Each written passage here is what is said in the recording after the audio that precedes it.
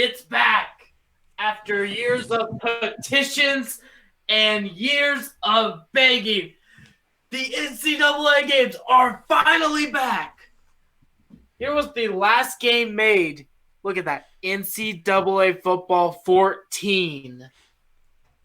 That has been 17 years that not 17.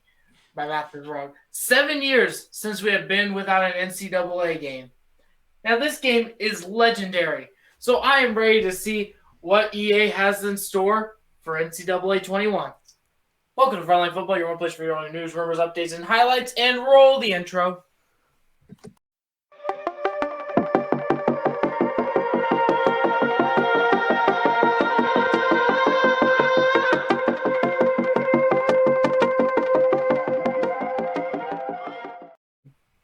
Hey, what's up, Frontline Football?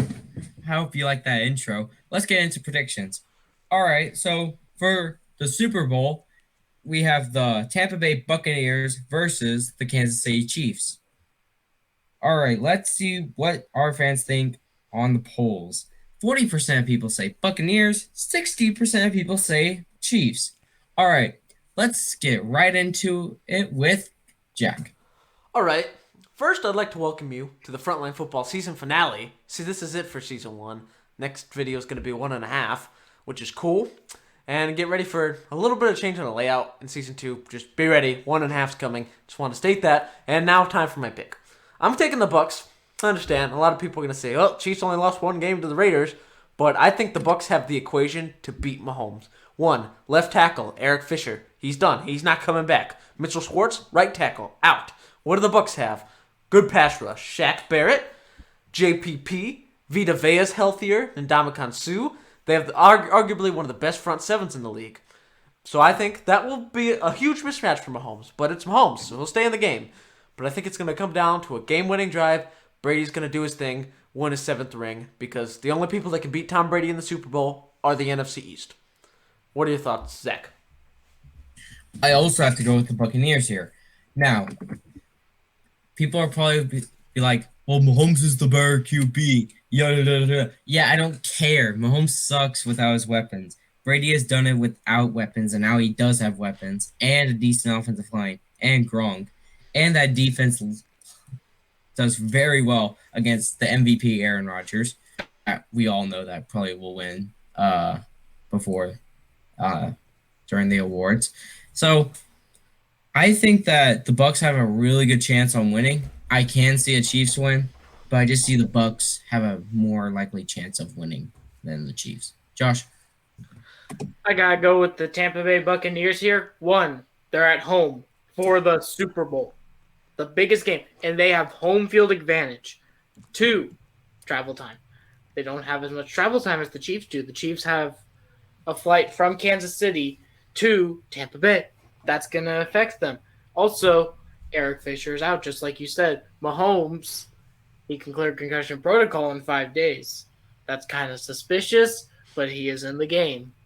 And he was in last game, too. But I just feel like Brady will have that edge because also you got to remember that the Chiefs beat them in the season. Brady doesn't like when teams beat them in the season. Just remember the Saints. They beat them 38-10. Look what happened. So I believe that Tom Brady will show us all why he is the greatest to ever play the game and win in Tampa, win the Super Bowl. All right. Well, let's get on to our next story, all right? The NCAA games are back. Now, who wants to take this one? Guess. All right, I'm handing it off to Josh. You're doing it. Okay. Well, then, the NCAA games have returned, and I am so excited because this is great because gamers, it's an amazing game. It is so great with its environment. All I believe that EA should do with this game is add a couple teams, add a couple rosters, and that's it. Don't even touch it. EA is known for ruining games. They just need to put a new coat of paint on it, have the same stuff, all the same stuff from the previous game, and just put some new teams in, and that's it. Don't even touch it, EA. You like to do bad stuff with your games. So I'm going to hand it off to Jack for his take. I 100% agree with Josh. EA, you have perfection. You have the NCAA franchise in your hand. Just see what they did in the last one and bring it up to modern day. Don't do any of your EA juice. Don't do any of it. Don't touch it. Just leave it. It's good the way it is. All you gotta do is make it. People are gonna like you again, sort of. They're gonna not like Madden as much, but don't EA this. Don't do any of the pay to win. Don't do any of that shenanigans. Don't pull an EA, and we'll all like you slightly more, because most people hate EA anyway. What are your thoughts, Zach? I do agree that they shouldn't mess with the game, but I would say just to add one tiny little thing. Now, it's not that big of a deal, but in the actual NCAA games, you could create your own team. So, for example, there's a YouTuber out there called Not the Expert, and he makes a series he made a series called the UGF Pandas, and he got to make a custom team. I think they should be able to do that in the next game, but you don't need an Xbox 360 Gold membership to do it. So if they can make that even if you just buy an Xbox or PlayStation 5 and then you just play it, you don't need a gold membership. You can make a custom college team, but that's only asking for one little thing. If it doesn't happen, then too bad. But I don't think that they should touch it any other way. But so then they don't mess it up like they did the Madden series sometimes. So yeah. All right. Well, now we're going to be talking about Matthew Stafford. Jack, you want to take this one? Yes. So, this Saturday evening, or last Saturday evening now, Matthew Stafford officially got out of Detroit for 2 first-round picks, Jared Goff, and I believe a third. I'll open us up with my take.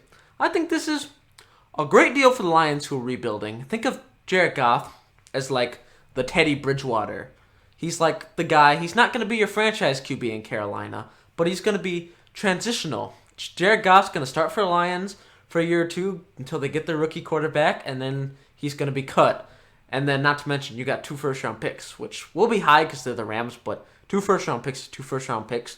It's a lot of value, and for a team like the Lions, who we talked about last episode, having to rebuild their team from nearly scratch under Dan Campbell and his new organization, it's good to have a lot of first-round picks so you can build faster. Like Miami did it, Raiders did it, Jets are doing it. Hopefully they pull it off. But overall, this will be the key to the rebuild. We'll be having a lot of draft capital. I think it's good. As for the Rams, if Matthew Stafford is still good and doesn't regress, you got a good quarterback here. You got Cooper Kupp, Robert Woods, Tyler Higbee. Got a good defense, so that's good news for Stafford. But one thing I suggest, I don't know if Andrew Whitworth is coming back or not. Solidify the O-line. Stafford, well, good. I see he gets hurt a lot. He plays through it, but you want to keep him as healthy as possible. So get some O-line for Stafford. I know that the O-line wasn't bad for the Rams, but in case Whitworth falls off a cliff or retires, make sure you have a left tackle ready to go. What are your thoughts, Zach? Did they get 2 first-round picks on it? Yeah, the Lions did. Dang, that's a lot. But I'm just wondering. It's a great deal for both. Lions get more picks to start the rebuild. Well, I'm scared for the Rams because now they have a good quarterback, and that's all that they were missing last season. So this is not going to be fun being in the NFC West because now we have to deal with Wilson 2 times. The Niners basically, let's say you're a Niners fan. You had to deal with Kyler Murray 2 times a year, Russell Wilson 2 times a year, and now Matthew Stafford 2 times a year. Those are 3 elite quarterbacks, and you're having to go against them every single year, and that's not going to be fun. So the Niners either have to get a quarterback in this draft so they combat these 3 great quarterbacks, or they just bolster up their defense even more than they already have. So I think they're going to go defensive. But, yeah, I'm scared for this year. But also I'm wondering about Deshaun Watson. since he's been in trade rumors, how much is he going to go for? Because that's going to be a lot if Stafford's going for 2 first-round picks. So, Josh? I think that this is a great deal from both sides, because both sides needed this. And there's also the first ever time in the common draft era where first round picks have actually been swapped for each other, or first picks have been swapped for each other in the common draft era. And with this move, I believe that maybe Matthew Stafford, if the team does well and everything goes according to plan, they keep their core that they did this year, he will no longer be I wish he won a Super Bowl. He will be winning a Super Bowl, or at least making it past the wild card game. So I believe this was a good move for the Rams, but I also believe that this was a good move for the Lions because you have Dan bite their kneecaps off Campbell, and Goff, he's like a Tyrod Taylor. He's just going to be there for a couple of years, maybe a couple months. That you get your new quarterback in, I'd say Mac Jones, and then you put him into the system, and then you cut Goff, and you're free, and you profit, and you do well. So it's as simple as that. So Lions fans, don't be worried. You might have lost your franchise guy, but you're going to be getting a new one very soon. Imagine they get like Devontae Smith, and then also they get Mac Jones. That would be nasty. Ooh, nasty. Yeah. All right. Well, let's go on to a different story. Josh, didn't your team just hire someone? The Houston Texans have just hired a head coach in David Culley. Now, before this, he was a assistant head coach to the Ravens. So I will start this off because I am the Texans fan. This is an amazing hire. I was researching this guy before we were filming, and he has been everywhere. He is an Andy Reid coaching system guy, and he was actually, I believe it was the wide receiver head coach when they made the Super Bowl against the Bucs. And also then he became the assistant head coach. And then he was an assistant head coach in Kansas City whenever Andy Reid left. So he has so much coaching experience. I believe that if Watson just stays, the Texans will be contending. They have a new head coach. We have a new staff. And I'm so excited because this is one of the best hires that we made in our franchise history. Maybe up there with the likes of Gary Kubiak.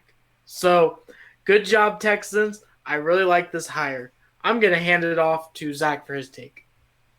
I need to see him play because the one problem is with him, he's never been a head coach. So I'm kind of scared about that. But other than that, he's from the Andy Reid coaching tree, and that is a very good, prestigious coaching tree. The only 2 people who are bad is Doug Peterson and Matt Nagy. So those are pretty bad coaches, but one of them got a Super Bowl while the other one made a really good defense, I think. So, yeah, I don't know about this yet, but I need to see him play in a game first to say if he's a good head coach or not. So it's a good hire. I think that they should have waited for Bieniemy, but it's fine. Yeah. Jack? I think this is an intriguing hire. It's a bit of unknown because he doesn't have all the experience, but he's been around the league. He's been everywhere. He's especially been with the successful, like Josh said, the Andy Reid coaching tree. He's known for success. Also, he's got a good reputation. A lot of people are congratulating him, so that he's a great leader. I think that's what the Texans need right now. They need a leader to stir the ship in the right direction. I think he can be that. Now, I'm not sure how he is on either side of the ball. He's an offensive coach, so I'm pretty sure he knows most of his offensive stuff. But I think another strong suit of his hiring was, I'd like who he brought in. I think keeping the Texans OC, who had Deshaun Watson's best career year under, I think that was good. And specifically, they're supposed to bring in Josh McCown, which is something I really like. Because got to remember, Josh McCown, when he was the Jets backup, Sam Darnold was not broken inside, and he did very good. So I think he's an intriguing hire. So I think the Texans offense, I expect to see It was already pretty good last year. I expect to see improvements in it, and I'm excited to see what happens. It's still a bit of an unknown, like we don't know what it's going to look like, but I have faith that someone with that much respect and experience in the league will get it done and make it work in Houston. All right. Well, I think we're on our final story for today. And I'm sorry, Josh, but since Jack has only had one story, we're going to let him have this story, okay? Oh, yeah, sure. All right. All right. So, Deshaun Watson, that's an interesting one. Jack? Deshaun Watson last week requested a trade from the Houston Texans. Now, I will open the story, but I'm going to actually give the first take off to Josh to get his inside as a Houston Texans fan. What is your thought, Josh?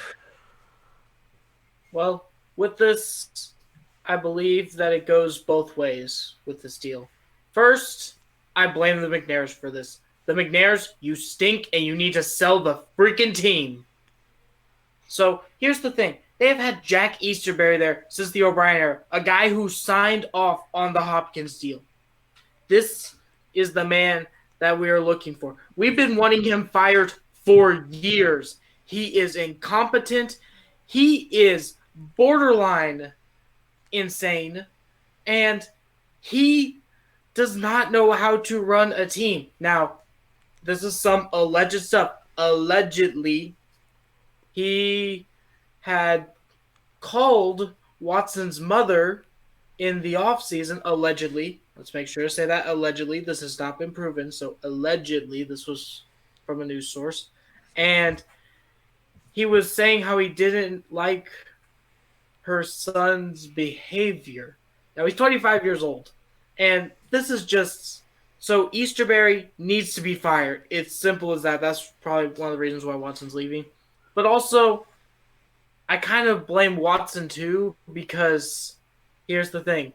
He gave up on the team. We're trying to build around him here. We got him a new head coach. We got him all the stuff that he wanted. We got him all the new toys and everything, and he leaves. So I kind of blame both the McNairs and Watson here for this request. And if the Texans trade him, they are going to need a lot of value for picks are concerned. So I'm going to hand it off to Jack for his take. Now this story digs deep. First off, Easterby has to go, no matter what. He is clearly an issue here. Caserio, Coley, they're all fine. But Easterby, he has to go. That's priority one. Two, we're talking about Watson. I think it was a little strange.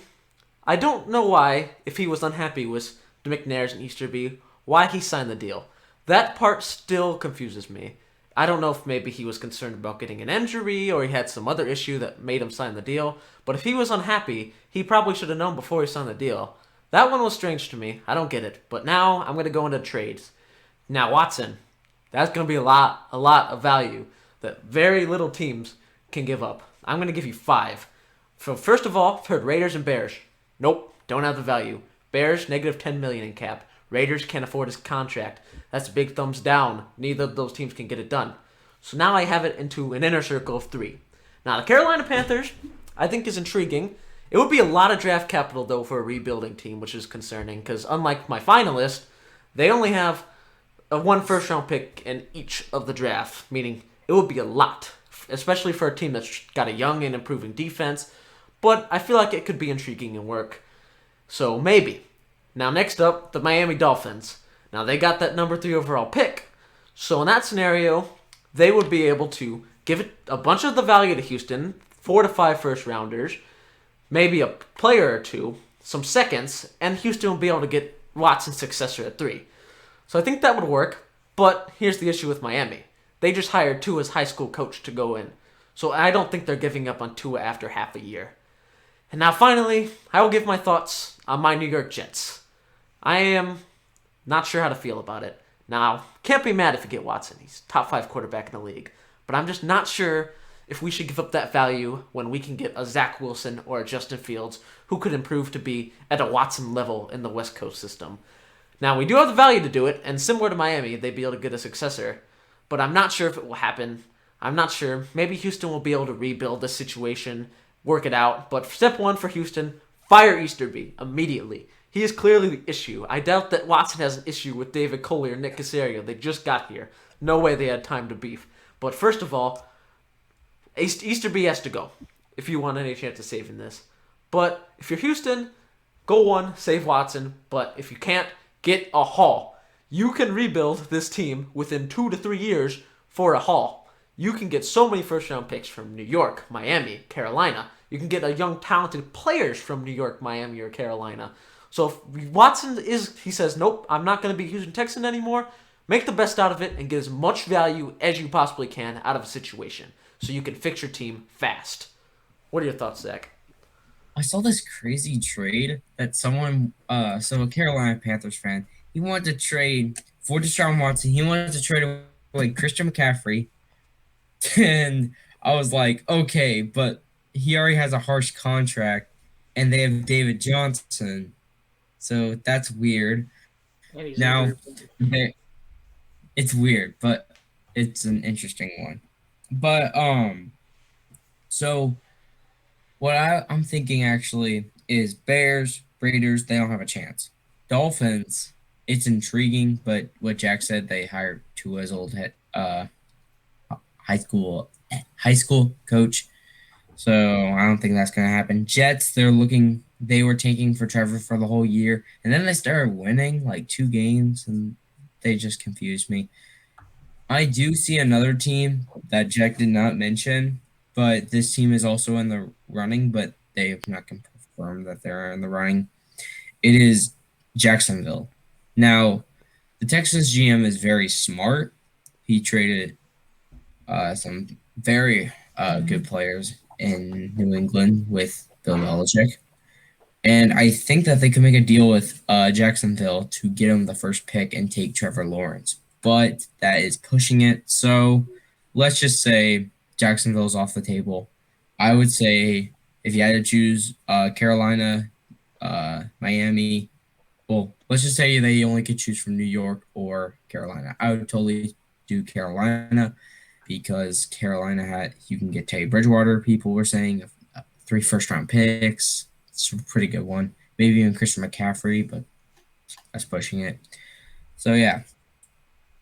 Well, I think that does it for our video today.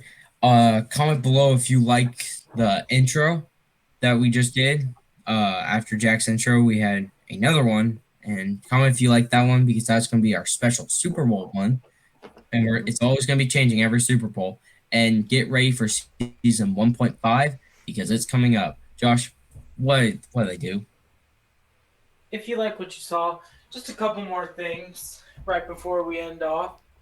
Texans fans, if you're listening, do not send death threats to Jack Easterby and his family. That's just rude.